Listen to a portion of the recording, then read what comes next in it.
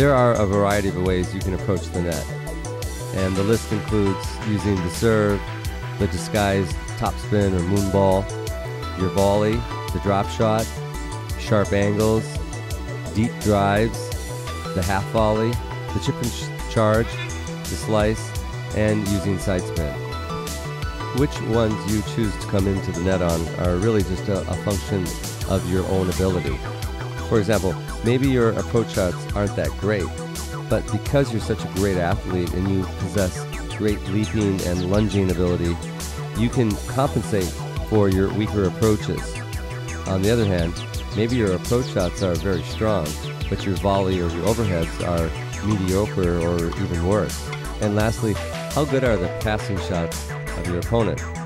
All these factors must be considered before approaching the net.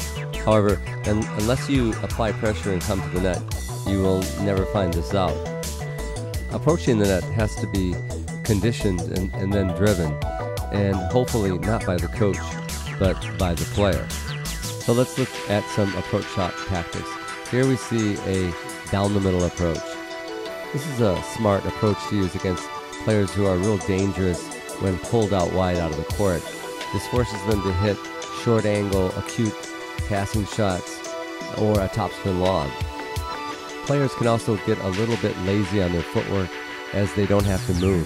It's really critical that you keep this ball low and preferably with slice, as the drive approach may not give you enough setup time for your volley. Now this next approach is the chip and charge off the return of serve.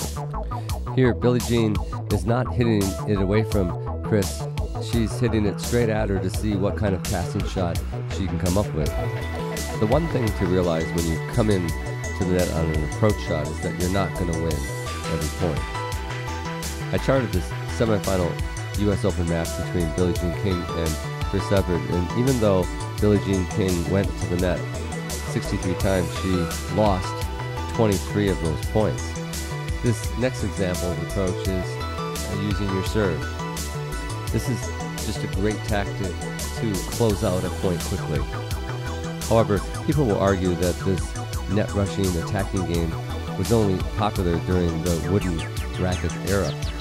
But this is not true. Even after the introduction of the graphite rackets, the serve and volley net rushing game ruled in the 80s. This was at least true in the men's game.